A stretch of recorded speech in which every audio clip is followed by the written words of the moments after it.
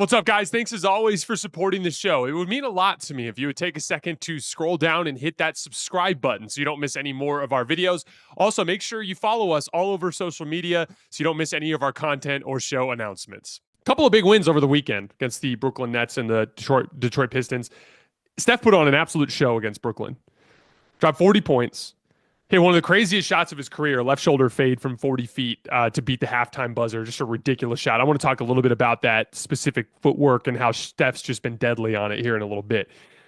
He hit 2 threes in the final 6 minutes that iced that game. He continues to be absolutely brilliant. He dropped 32 more against the Pistons yesterday. We're now at a 15-game span from Steph, where he's played every night, hasn't missed a game, averaged 31 points, 4 rebounds, and 6 assists on 65% true shooting. Remember, Steph's unanimous MVP campaign, he averaged 30 points a game on 67% true shooting. He's basically at that level, and he looks like it too.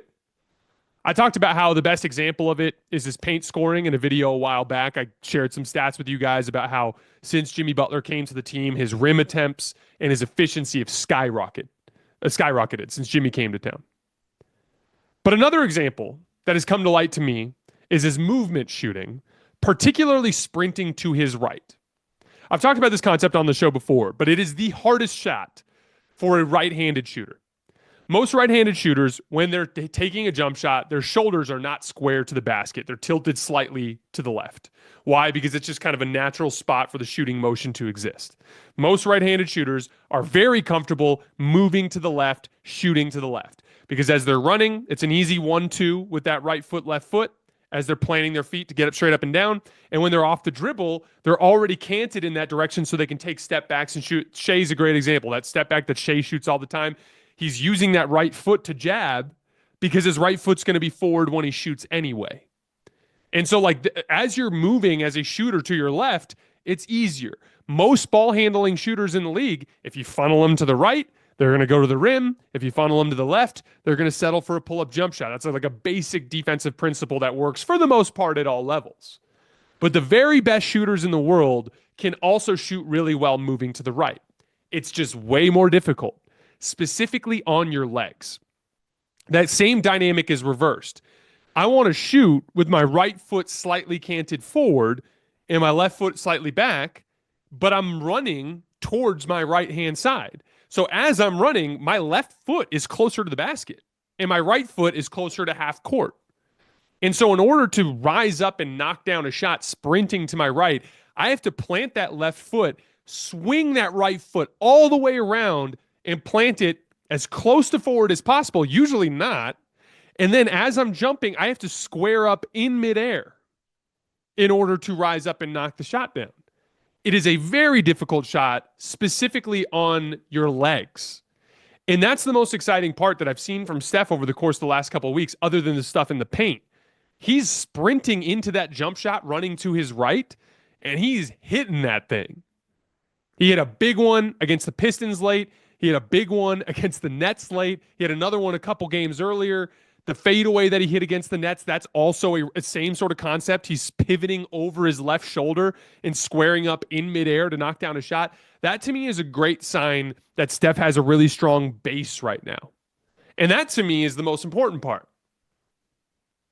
You're seeing it, too. He had a little step-back jumper that he missed against Asar Thompson I think it was in the late third. It could have been in the fourth quarter. But he got tons of separation against Asar Thompson, and I'm like, oh, my goodness. Like, Asar Thompson's one of the most athletic perimeter defenders we have in the league, and Steph just basically shucked him off and got an easy look. Steph is looking fantastic, and that is exciting because there is no championship ceiling for this team. Even with trades, even with roster upside, even with Jimmy Butler, there's no championship upside for this team unless Steph Curry gets back to top-tier superstar level, and we're at about a month now of him being at that level, which is super, super encouraging. But I want to shout out some of Steph's teammates from the Pistons game. The Pistons defended Steph pretty well. He grinded out his 32 points because he's a legend, but it wasn't easy.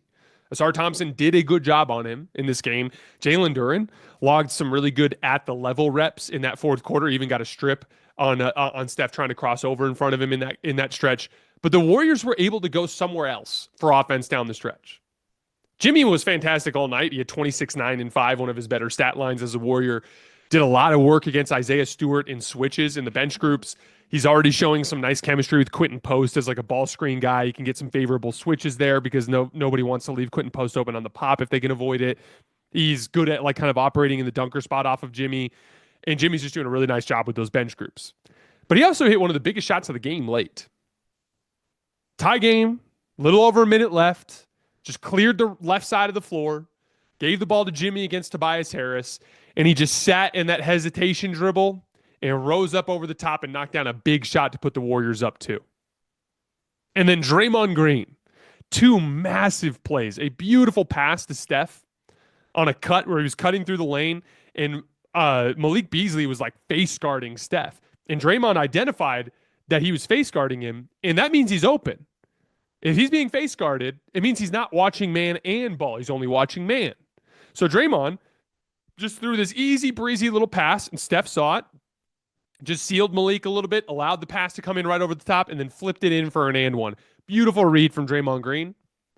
And then the game winner with about 30 seconds left just confidently stepped into a 3 on the right wing and switched it. There was a lot of time on the shot clock when that shot went up. So Draymond literally trusted himself down, what was it, down 2 or down 1? I can't remember exactly. Down in the final minute to rise up and knock down a shot with plenty of time left in the shot clock. Swished it. Just unbelievable plays. On one hand, the luxury of having an apex star to give the ball too late to go get a bucket. But on the other hand, a confident veteran who can make simple reads and step up and make big shots in big moments. I thought it was awesome that those two stepped up and made the plays that late to beat the Pistons. I want to shout out some of the other role players as well. Moses Moody, he had a rough shooting night overall, but he made 2 huge plays late. He had a big catch and shoot 3 out of the right corner. And then after Draymond's 3, applying some good ball pressure to Cade Cunningham and strips Cade at half court. One of the biggest plays of the game. A big steal. He had 3 steals in this game. And then Guy Santos, just active all over the floor. He had an incredible offensive rebound putback where he got knocked to the floor off of like a little shove, but he just kind of fed the ball into the basket and got an and one.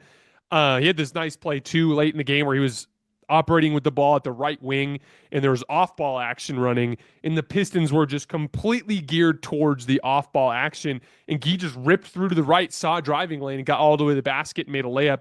He looked awesome. He had 15 points and 6 rebounds and was a plus 12. The Warriors are 11-2 in their last 13 games, now just 5 games back from the 2 seed as they continue to climb in the standings.